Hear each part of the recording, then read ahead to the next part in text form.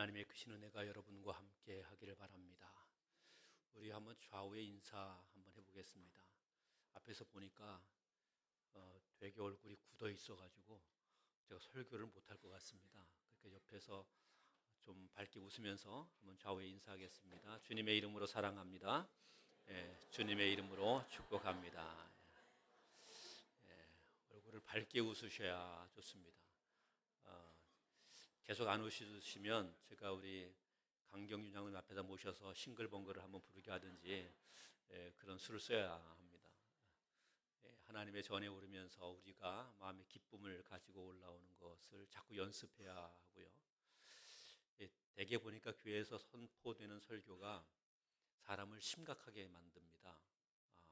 나는 왜 하나님 앞에 이런가?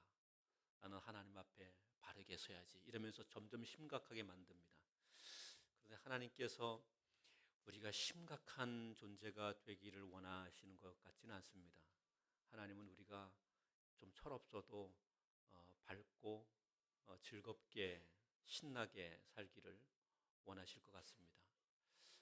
하나님의 마음을 여러분이 다 아셔서 하나님이 우리에게 그것을 기뻐하신다고 생각을 하고 조금은 철없는 그리스도인이 되실 필요가 있습니다. 오늘은 좀 저는 말씀을 무겁게 전하겠지만 여러분은 철없는 사람처럼 말씀을 좀 듣고 하나님이 주시는 은혜를 누리면 좋겠습니다.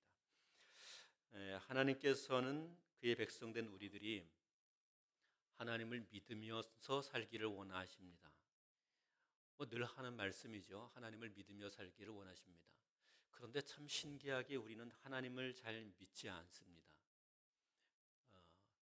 우리가 살아가는 동안에 좋은 일이 생기면 그러면 우리가 잘해서 내가 잘해서 좋은 일이 생겼다 그렇게 생각을 하죠. 그런데 우리가 살아가다가 어려운 일이 생기면 이렇게 말합니다. 하나님은 어디 있어? 하나님이 정말 있는 거야? 하나님 뭐 하시는 분인데 나를 이렇게 힘들게 해? 이러면서 하나님께 불평을 말하죠. 그런데 그렇게 불평하는데도 하나님이 아무런 대꾸도 안 하시면 그러면 하나님 없는가 보다 그렇게 생각을 합니다. 그러면서 우리의 입이 하나님을 믿습니다 말하기는 하지만 우리의 마음에는 하나님은 믿을 수 없는 분이야. 하나님 믿어봤자 별로 나에게 큰 효과가 없어. 그렇게 여기면서 살아가게 될 때가 많습니다. 그런데 하나님은 우리가 그렇게 말로 하나님을 믿습니다 그러면서 속으로는 하나님에 대한 믿음을 제대로 갖고 있지 않는 그런 사람으로 살기를 그렇게 우리가 되기를 원치 않으시고 하나님은 우리가 온 마음으로 하나님을 진실로 믿으면서 살기를 원하시죠. 우리에게 환난이 오게 됐을 때도 하나님이 나에게 은혜를 주신 하나님이야. 그래서 이 환난 때에도 나는 걱정이 없어. 하나님이 책임져 주실 테니까. 내가 큰 질병 때문에 아파하고 힘들어하게 되는 그때에도 괜찮아. 하나님은 나의 하나님이셔. 비록 나에게 질병을 주셨지만 그렇지만 하나님은 나에게 더 좋은 은혜를 주실 거야. 그리고 이 질병을 통해서도 나는 하나님 앞에 귀한 존재로 하나님이 서게 해 주실 거야. 나는 하나님을 믿어. 이렇게 하나님을 믿는 자가 되기를 원하시는 것입니다.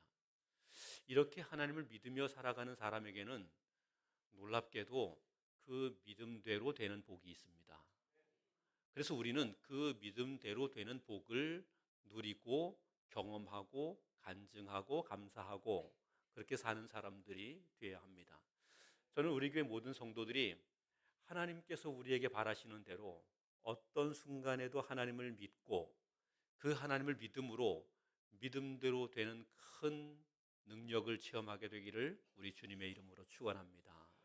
우리가 함께 읽게 된 이사야서 21장에 있는 이 말씀은 하나님께서 이스라엘 백성들에게 무슨 말씀을 하고 싶어서 이 이야기를 하는 것입니다. 여기에 소개되어 있는 이야기 1절에 이렇게 되어 있습니다. 해변 광야에 관한 경고라 이렇게 말하죠. 그러면 이 이야기는 해변 광야의 사람들이 들어야 되는 말일 것입니다. 그런데 하나님은 이 말씀을 해변 광야에 있는 사람들에게 줘서 야, 니네 이 말씀 가지고 정신 똑바로 차리고 살아. 그렇게 말하신 것이 아니라 이 말씀을 성경에 기록해서 하나님의 백성들이 이 말씀을 읽으라고 했습니다. 그러면 이 말씀은 누구 들으라고 주시는 말씀인가 하면 해변 광야에 있는 사람 들으라고 주시는 말씀이 아니라 우리 들으라고, 하나님 백성인 우리 들으라고 주시는 말씀이죠.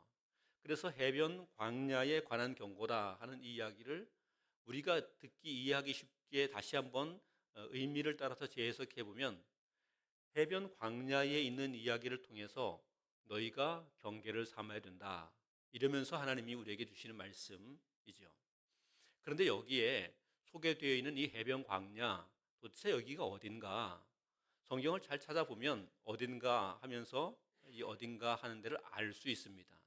해변 광야 그러면 좀 답답하죠. 해변은 어디고 그 해변에 껴있는 광야는 도대체 어디야? 이러면서 우리가 복잡하게 지도를 찾아봐야 되지만 참 성경은 읽어 내려가다 보니까 그 해변 광야가 어디인지를 말합니다. 그 9절에 보니까 바벨론이라는 말을 하고 있습니다. 그 해변 광야라고 말하고 있는 것은 바벨론에 대한 이야기인 것이죠. 바벨론을 해변 광야라고 표현하게 된 데는 아마도 이 해변 광야처럼 망하게 되는 모습들을 설명하고 싶어서 그렇게 하셨던 것 같습니다. 하나님은 이 바벨론에 대하여 이야기하시는데 그 바벨론이 고통을 당하고 멸망을 당하게 된다, 그렇게 이야기를 합니다.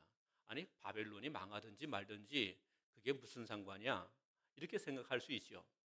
그런데 바벨론이 망한다 하는 이 이야기는 지금 우리가 듣기에는 뭐 바벨론이 망하든지 흥하든지 나와 상관없는 이야기처럼 들리지만 바벨론의 침공을 받아서 바벨론의 포로가 되어 있는 이스라엘 백성들, 하나님 백성들에게는 이 말은 아주 중요한 이야기고 그리고 의미 깊게 받아들여야 되는 이야기인 것입니다. 바벨론이라는 나라, 아수르라는 나라가 먼저 일어나고 아수르가 붕괴된 다음에 바벨론이 다시 세워졌는데 이 바벨론이 근동아시아를 다 정복하고 유럽의 일부에 가까운 지역도, 아프리카 일부도 정복하는 아주 대제국을 바벨론이 이루게 되죠. 그 바벨론이 계속해서 남하하면서 유다와 예루살렘을 공격하게 될 무렵에 이스라엘 백성들, 하나님 백성들은 어떻게 했는가 하면 이 바벨론의 공격으로부터 자기 나라를 지켜야 했습니다. 바벨론이 공격하는데 자기 나라를 지켜야 하죠.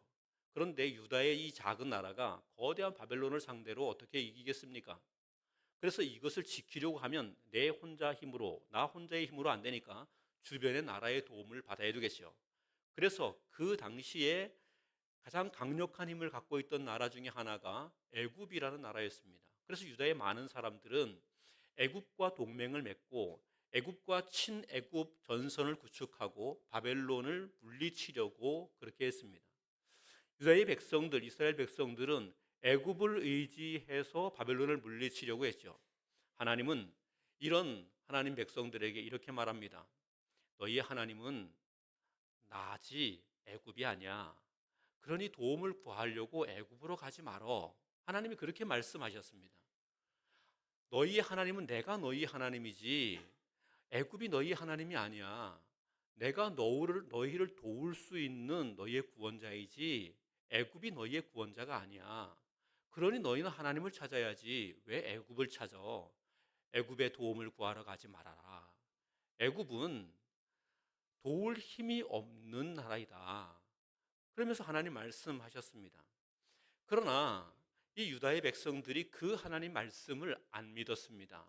눈에 뻔하거든요. 자기들은 작은 나라에 불과하고 바벨론은 엄청난 군대를 가지고 쳐들어 내려오고 있는데, 그런데 자기들 스스로 막을 힘이 없잖아요. 그런데 막연히 하나님만 기대하고 있자니 이건 너무나 끔찍한 일입니다. 그러니 애굽에 의지하는 것 당연한 일이죠. 모든 사람들이 그것이 당연하다 이렇게 여겼습니다. 그런데 하나님 말씀대로 애굽을 의지한 이스라엘 백성들이 어떻게 됩니까? 망해버리고 맙니다. 애굽 의지하다가 애굽의 도움을 구하러 가다가 그냥 망하는 것이 아니라 하나님의 성전까지, 예루살렘 성전까지 다 파괴되는 이 끔찍하고 고통스러운 패배를 경험하게 되죠. 그리고 바벨론의 포로가 되어 끌려가 있게 되는 것입니다. 이제 애굽이라는 나라는 망했습니다. 그럼 이스라엘 백성들은 어떻게 해야 하겠습니까? 하나님을 의지해야 되겠죠. 하나님을 의지해야 된다고 하나님 말씀하셨고 애굽을 의지하지 말라고 이야기하셨으니까 내가 너희의 하나님이지 애굽이 너희 하나님이 아니야. 그러니 애굽을 의지하지 말고 나를 의지해. 이렇게 하나님 말씀하셨는데 애굽을 의지하다가 망해버렸으니 이제는 그러면 하나님을 의지해야 하지 않겠습니까? 그런데 이스라엘 백성들이 그렇지 않았던 겁니다. 예루살렘 성전이 파괴되고 자기들이 바벨론의 종이 되어 끌려가게 되니까 예루살렘 성전보다 바벨론이 더 강하다. 이런 생각을 갖게 된 거예요. 우리 하나님보다 바벨론의 신이 더 강한 것 같다. 왜냐하면 우리가 전쟁에 패하지 않았느냐. 그렇게 생각을 하죠. 그래서 그들은 바벨론에 들어가서 포로가 되고 종이 되었는데 이렇게 생각한 것입니다. 우리가 이 바벨론 땅에서 어떻게든 살아남아야 돼. 바벨론 땅에서 살아남으려고 하면 방법은 하나밖에 없어. 바벨론 사람들과 아주 친밀한 관계를 유지하고 바벨론의 문화를 받아들이고 바벨론의 신앙을 받아들이고 바벨론의 뿌리를 내려서 바벨론 사람처럼 되어야 해. 이렇게 생각을 하게 된 거죠. 그래서 사람들은 이제 바벨론에서 바벨론의 뿌리를 내리고 바벨론 사람처럼 되고 바벨론을 의지하는 모습으로 그들의 삶을 유지하려고 생각하게 된 것입니다. 이런 하나님의 백성들에게 하나님께서 다시 이 말씀을 통해서 이야기하는 거죠. 해변 광야에 관한 경고라. 바벨론이 대단한 것 같지만 해변 광야처럼 망하게 될 거야. 해변 광야가 몰락하게 되는 것처럼 몰락하게 될 거야. 그러면서 이야기합니다. 보면 1절의 말씀에 보니까 이렇게 이야기합니다. 해변 광야에 관한 경고라. 적병이 광야에서 두려운 땅에서 내게 회오리 바람같이 몰려왔도다. 이 바벨론 땅을 향해서 적병이 몰려오게 된다는 거예요. 2절에 혹독한 묵시가 내게 보였도다. 속이는 자는 속이고 약탈하는 자는 약탈하도다. 엘람이여 올라가고 메대여 에어사라. 그의 모든 탄식을 내가 그치게 하였노라 하시도다.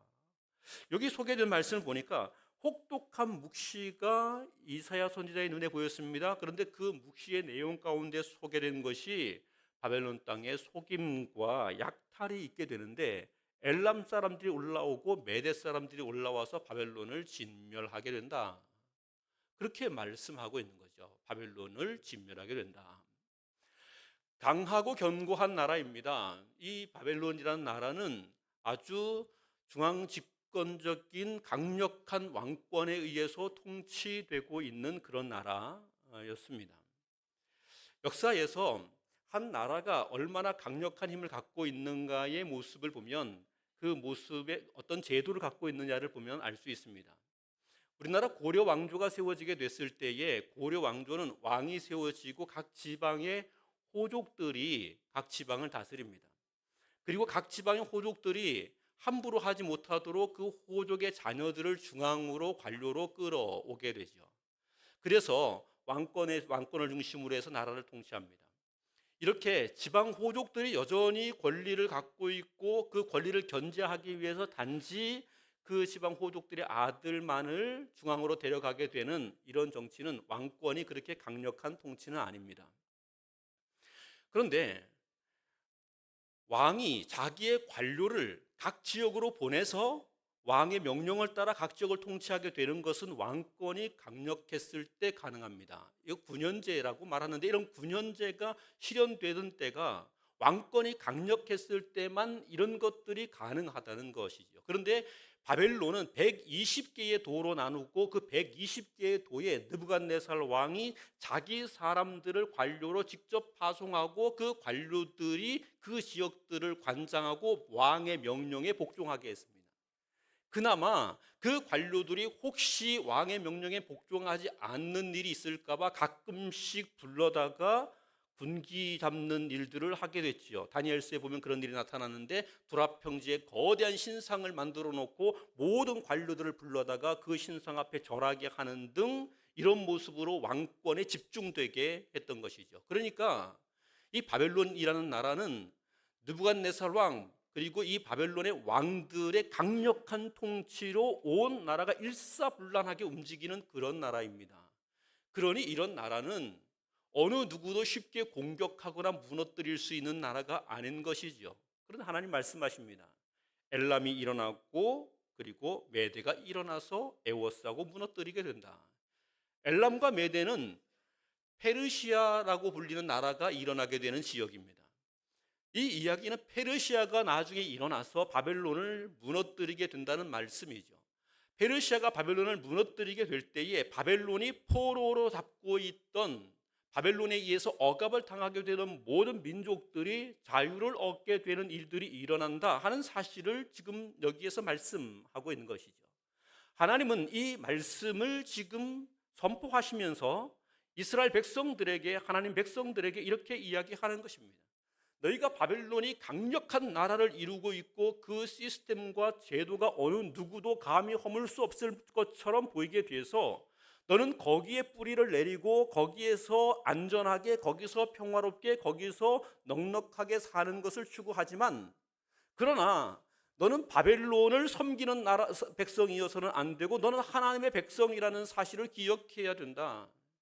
왜냐하면 이 바벨론이 아무리 강력해 보여도 결국은 이 나라는 망하게 될 것이고, 이 나라가 망하게 되면 그때에 너희는 하나님의 백성으로 다시 자유를 얻는 자가 될 것이기 때문이다.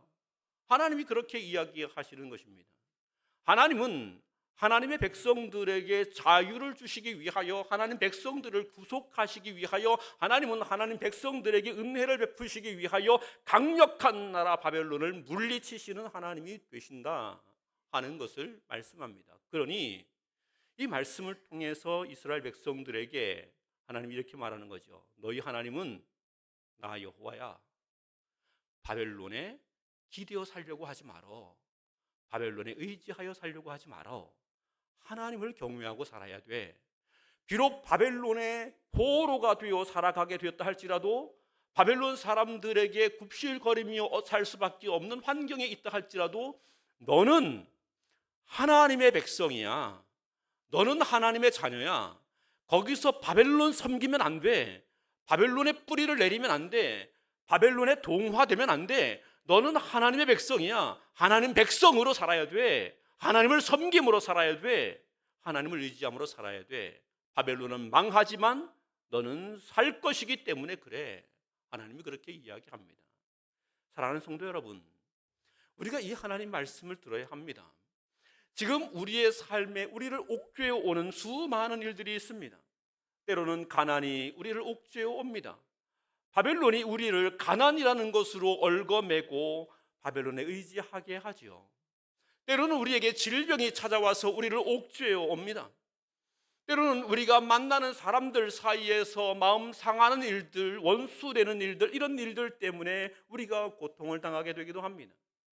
꿈을 가지고 도전하였지만 큰 실패를 만나게 돼서 좌절하게 되기도 합니다. 그런데 그때 이렇게 된 삶의 상황에서 우리가 살아가는 삶을 추구하기 위해 세상에 기대려고 해서는 안 된다는 것입니다. 우리는 누구입니까? 하나님의 백성입니다. 우리가 기대려고 하는 세상은 바벨론처럼 반드시 무너지게 되어 있고, 우리 하나님은 그 바벨론에서 우리를 자유케 하시는 하나님이 되시기 때문입니다. 그래서 우리는 어떤 환난, 어떤 고난, 어떤 역경이 다가오게 된다 할지라도, 우리가 어떤 포로됨 가운데 얽매여 짓눌림을 당하게 된다 할지라도 우리는 그때에도 하나님을 믿어야 합니다. 저는 우리 교회와 성도들이 모든 순간 하나님을 믿을 수 있게 되기를 바랍니다. 바벨론이라는 나라, 대단한 나라입니다. 그런데 그 나라가 망하게 되는 모습을 설명하는데, 본문은 혹독한 묵시라는 말로 설명한 이후에 3절과 4절에서 이렇게 표현했습니다. 같이 한번 읽겠습니다. 3절과 4절 시작. 이러므로 나의 요통이 심하여 해산이 임박한 여인의 고통 같은 고통이 나를 엄습하였으므로 내가 괴로워서 듣지 못하며 놀라서 보지 못하도다. 내 마음이 어지럽고 두려움이 나를 놀라게 하며 희망의 서광이 변하여 내게 떨림이 되도다. 아멘. 지금 여기에 3절과 4절에서 고통을 당하고 있는 사람은 누구인가 하면요, 이사야 선지자입니다. 이사야 선지자가 하나님께서 그에게 보여주신 혹독한 묵시, 이 혹독한이라는 단어는 처참한이라고 번역되는 단어입니다. 처참한 환상을 보여주시는 거죠. 바벨론이 얼마나 처참하게 무너지게 되고 망가지게 되는지, 그 나라가 얼마나 처참하게 되는지를 보여주신 겁니다. 그 장면을 보게 되니까 너무나 끔찍하고 처참해서 이사야 선지자가 눈을 뜨고 볼 수 없는 것입니다. 바벨론 땅에서 사람들이 고통으로 절규하며 소리치르는 그 비명소리를 들었는데 너무나 고통스러워서 그 비명소리를 들을 수가 없는 것입니다. 그래서 그런 장면들을 보고 그 소리를 들으니까 그것이 너무나 가슴이 아팠던 거지요. 그래서 그것이 온몸으로 고통을 느끼게 될 만큼 되었다 하는 이야기입니다. 아니 목사님, 뭐 여기 그런 말씀 없는데 어떻게 그렇게 이야기하십니까? 제가 그럼 설명을 해드리겠습니다. 여러분이 영화를 보다가 영화에서 아주 처참한 장면, 고통으로 막 절규하는 장면을 보면 어떻게 됩니까? 인상을 씁니다. 그 영화를 보다가 그 고통스러운 모습이 있으면 차마 눈을 뜨고 볼 수 없다 그래서 얼굴을 돌립니다. 고개를 돌립니다. 저희 집사람은 무서운 장면이 나올 것 같으면 방으로 들어갑니다. 안 봅니다. 그거 보고 나면 밤에 잠을 잘 못 잔다 그럽니다. 무서워서. 방으로 들어가 버립니다. 그리고 때로는 이 영화 가운데 너무나 안타까운 장면이 있습니다. 너무나 안타까운 장면이 있으면 그 영화를 보면서 괜히 눈물을 줄줄 흘립니다. 특별히 60대 아저씨들이 눈물을 줄줄 흘리고 있는 꼴을 보면 이 양반들이 갑자기 여성 호르몬이 많아져가지고 자꾸 우는 것처럼 보이죠. 60대 되는 어른들이 왜 그 TV 브라운관 쳐다보면서 눈물을 줄줄 흘리고 있냐고요. 걔가 때리지도 않았습니다. 그런데 눈물을 줄줄 흘리고 있어요. 이유는 뭐예요? 거기 앞에 보이는 광경이 너무 안타까워서, 너무 안쓰러워서 눈물을 흘리죠. 지금 이사야가 이렇게 아파하고 고통스러워하고 있다는 이야기는 마치 이런 장면입니다. 이 바벨론이 멸망하게 되는 모습을 하나님께서 그에게 환상으로 막 보여주시는데 그것이 너무 끔찍했던 거죠. 그러니까 그것을 보면서 감정적으로 동화돼서 그 고통이 온 몸으로 느껴오게 되었다는 겁니다. 그런데 그 고통 자체가 오늘 이렇잖아요. 해산이 임박한 여인이 고통하는 것처럼 고통했다. 아니, 그 장면을 보기만 한 사람이 이렇게 고통스러우면 바벨론은 얼마나 끔찍하게 망하는 것이겠습니까? 그런데 우리는요, 바벨론이 망한다는 생각을 안 합니다. 바벨론이 망해도 괜찮다고 생각을 합니다. 바벨론이 망해도 나는 걱정 없을 것이라고 생각합니다. 그리고 바벨론을 믿으면서 살아갑니다. 하나님이 이렇게 이야기하시는 거예요. 너 바벨론을 믿지 말아라. 바벨론의 뿌리를 내리고 살지 말아라.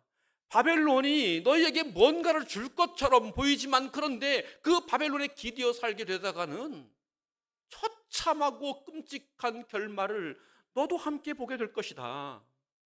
이사야가 해산이 임박한 여인이 고통하는 것 같은 그 고통으로 고통했던 것보다 너는 더 끔찍한 고통을 경험하게 될 것이다. 그러니 바벨론에 뿌리를 내리려 하지 말아라. 이렇게 이야기하는 거죠. 수많은 사람들이 예수를 믿는다고 말하고 교회 생활을 하지만 정작 삶의 뿌리는 세상에 내리고 사는 경우가 많습니다. 하나님 말씀보다 세상에 더 깊이 뿌리를 내리고 사는 경우가 있습니다. 세상에 뿌리를 내리고 살아야 평안할 것이라고 여겨서 그렇게 살아가는 경우가 많습니다. 그런데 이렇게 살아가게 되는 삶의 결과가 어떻게 되는가? 하나님이 이렇게 말하는 거죠. 바벨론이 망하게 될 때의 모습이 이렇게 끔찍했던 것처럼 너희도 세상에 뿌리를 내리며 살게 되면 이렇게 끔찍한 고통을 겪지 않을 수 없게 된다. 그러니 세상에 뿌리를 내려서 망하는 자로 고통을 당하지 말고 하나님을 신뢰해야 돼. 하나님을 믿어야 돼. 하나님을 의지해야 돼. 이렇게 설명하는 것입니다. 바벨론이 잘 준비를 안 했기 때문에 망한 게 아닙니다. 바벨론은 정말 치밀한 나라였습니다. 본문 5절 이하의 말씀에 보면 바벨론이 얼마나 치밀했는지를 설명합니다. 5절에 이렇게 기록합니다. 그들이 식탁을 베풀고 파수꾼을 세우고 먹고 마시도다. 너희 고관들아 일어나 방패에 기름을 바를지어다. 이 본문은 해석이 조금 어렵습니다만 복잡한 해석을 그만두고 이 본문을 제가 여러 가지로 읽고 묵상하면서 이해해 보니까 이런 이야기입니다. 바벨론 사람들은 어떤 사람들이었는가 하면요, 적군을 막기 위해서 파수꾼을 준비하고 있었던 사람들입니다. 그러니까 각 지역에 파수꾼을 가지고 철저하게 국가의 안보를 위해서 경계를 했던 그런 나라이에요. 철저하게 파수꾼을 세워 경계했던 나라이고, 그리고 파수꾼을 세워 경계하게 된 것뿐만 아니라 군대를 양성하게 되는데 군대에게 좋은 양식을 많이 먹여서 든든한 군대를 마련했다는 겁니다. 그리고 고관들을 통하여서 방패에 기름을 바르라 이렇게 한 얘기는, 방패에 기름 발랐다는 얘기는 이 방패가 언제든지 싸우러 나갈 수 있는 준비가 되었다는 것이죠. 모든 전쟁을 위해서 항상 준비 태세가 되어 있는 그런 나라가 이 바벨론이라는 것이죠. 그리고 본문 6절 이하에 보면 이제 파수꾼이 자기의 그 망루에서 파수하며 경계하는 모습이 있습니다. 그런데 파수꾼이 낮에 종일토록 자기가 경계해야 되는 지역을 철저하게 경계했고, 밤에도 자지 않고 경계했다고 말합니다. 철저하게 경계한 겁니다. 파수꾼이 적당히 있었던 것이 아닙니다. 파수꾼이 그 파수대에서 졸고 자고 놀고 그렇게 있었던 것이 아닙니다. 철저히 경계하고 있었던 것입니다. 이렇게 철저하게 경계하고 무기를 완벽하게 준비하고 언제든지 전쟁에 대하여 대비하고 있는 나라라고 하면 어떤 전쟁이 오게 된다 할지라도 막아낼 수 있는 그런 나라일 것입니다. 그런데 이 나라에 대하여서 하나님 말씀하시는데 파수꾼이 경계하고 있는 동안에 마병이 쌍쌍이 오는 것을 보는도다 이렇게 보고를 합니다. 파수꾼이 경계를 하고 있다가 보니까 마병이 바벨론을 향하여 쳐들어오는 소리가 들리게 된 것이죠. 그래서 신속하게 지금 마병대가 우리를 공격하러 옵니다 라고 보고를 했습니다. 그 보고가 들리게 되는 그때 하나님이 말씀하십니다. 함락되었도다, 함락되었도다. 이런 거지 같은 경우가 어디 있습니까? 마병대가 쳐들어온다는 것이 파수꾼이 밤낮 지켜 확인하고 신속하게 이것을 보고했으면 그러면 전쟁이라도 한번 치러보고 망하든지 이기든지 해야 할 것 아닙니까? 그런데 보고하는데 벌써 함락되었도다 이렇게 이야기합니다. 무슨 이야기입니까? 바벨론은 철저하게 모든 것을 다 예비하고 준비한 것 같지만 그 나라는 한순간에 함락되고 무너질 수밖에 없는 나라다. 우리가 바라보고 있는 이 세상은, 우리가 살아가고 있는 이 세상은 모든 것을 다 준비하고 있는 것 같고 언제나 우리에게 안전한 나라인 것 같고 우리에게 모든 것을 제공하고 우리의 안위를, 우리의 편리를 도모해 주는 것 같지만 하나님이 말씀하실 때에 한순간에 망할 수밖에 없는 나라다. 한순간에 망할 수밖에 없는 나라다. 그러므로 이 한순간에 망할 수밖에 없는 이 바벨론에 뿌리를 내리고 이 나라를 의지하고 이 나라를 마치 우리의 신이라도 되는 것처럼 섬기고 그렇게 살아서는 안 된다. 이렇게 이야기합니다. 10절 말씀 한번 보겠습니다. 10절 같이 한번 보겠습니다. 시작. 내가 짓밟은 너여, 내가 타작한 너여, 내가 이스라엘 하나님 만군의 여호와께 들은 대로 너희에게 전하였노라. 아멘. 이 10절 말씀은 해석이 두 가지로 가능합니다.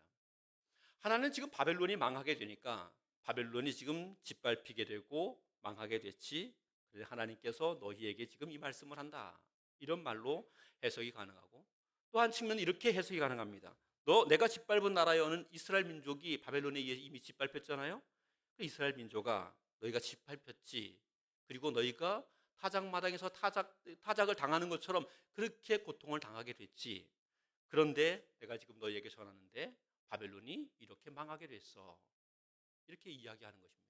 어느 쪽으로 해석해도 큰 문제는 없습니다만 이 본문에서 말하고 있는 아주 중요한 메시지는 있습니다. 바벨론이 망하게 됐다. 누구로 인하여? 하나님으로 인하여. 하나님으로 인하여. 본문에서 하나님을 인하여 망하게 됐다는 이 이야기를 말하는데 이 본문을 잘 보면 그냥 하나님이라고 말하지 않고 이렇게 표현했습니다. 이스라엘의 하나님 만군의 여호와, 이렇게 이야기했습니다. 이스라엘의 하나님 만군의 여호와. 이스라엘 백성들은 어떻게 생각하며 살았는가 하면 그들은 애굽이나 의지해야 자기 안전을 보장받을 수로 생각을 했고, 그들은 바벨론에 의해 정복을 당하였으니 이제는 바벨론의 종이 됐고, 우리 하나님은 그 가운데 어떤 일도 이루지 않았으니 우리가 하나님을 믿기는 믿지만, 우리의 민족이 하나님을 믿기는 믿지만 우리 하나님이 별로 그렇게 대단한 분이 아니다. 우리 하나님 믿기는 믿지만 별로 대단한 분이 아니다. 하나님 믿기는 믿지만 우리는 고통스러워야 되고, 하나님 믿기는 믿지만 어려워야 되고, 하나님 믿기는 믿지만 우리의 삶을 암담해야 되고, 하나님 믿기는 믿지만 그저 하나님 믿는 것일 뿐이지 되는 게 없다. 그렇게 생각했던 것. 그런데 하나님이 말씀하십니다. 지금 네가 대단하게 여기는 바벨론, 내 한마디 말에 신속하게 무너지고 말 거야. 내 한마디 말에 신속하게 무너지고 말 거야. 그런데 나는 누구이냐? 너희가 그렇게 하찮게 생각하던 이스라엘의 하나님이다. 그 이스라엘 하나님이 나는 만군의 여호와이다. 이렇게 이야기하는 것입니다. 사랑하는 성도 여러분, 우리는 하나님을 어떻게 생각하고 살아갑니까? 하나님을 정말 대단하고 존귀하고 영광된 분이시고 천지와 만물을 주관하셔서 우리에게 그 모든 은혜를 허락하시는, 진짜 우리에게 복이 되시는 그 하나님이라고 믿고 살아갑니까? 아니면 하나님은 믿지만 그냥 혹시 나중에 죽으면 천국은 가야 되니까 그냥 믿기는 믿지만 별거 없어, 그러고 살아갑니까? 주님은 이렇게 이야기하는 겁니다. 너희가 하찮게 여겼던 그 이스라엘의 하나님, 바로 그 하나님이 만군의 여호와로 바벨론을 무너뜨리시는 하나님이시여, 그리고 너희에게 자유를 주시는 하나님이시여. 그러니 하나님을 믿어. 하나님을 믿어. 사랑하는 성도 여러분, 어려움을 당할 수 있습니다. 바벨론의 포로가 될 수도 있습니다. 가난을 만나게 될 수도 있습니다. 때로는 고통을 당하게 될 수도 있습니다. 세상 사람들로부터 조롱과 멸시를 당하게 될 수도 있습니다. 그렇다 그래서 우리 하나님이 없는 것도 아니고 무능한 것도 아닙니다. 우리의 하나님은 만군의 여호와이심을 믿으시기를 바랍니다. 우리 하나님은 모든 것 가운데 승리케 하시고 결국은 우리에게 복과 은혜와 자유를 주실 것입니다. 우리가 이 믿음으로 하나님을 섬기며 언제 어떤 때든지 이 하나님을 믿는 믿음 안에 흔들림이 없게 된다면, 그 믿음대로 만군의 여호와 하나님께서 우리로 하여금 바벨론에 승리케 하시는 이 위대한 은혜를 주실 것입니다. 이 은혜와 복을 저와 여러분이 누리며 하나님께 영광을 돌릴 수 있게 되기를 우리 주님의 이름으로 축원합니다.